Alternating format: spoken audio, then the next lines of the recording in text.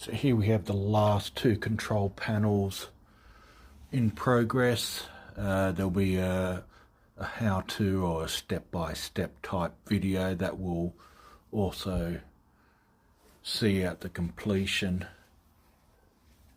of these items. See there, the frames are being put together, being glued. I'll leave them overnight.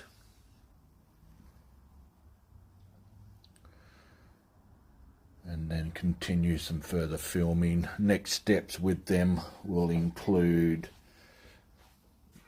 painting and just a couple more little items to do to the frame before the next stage, and then I'll get into the wiring, the soldering for the LEDs and switches, etc.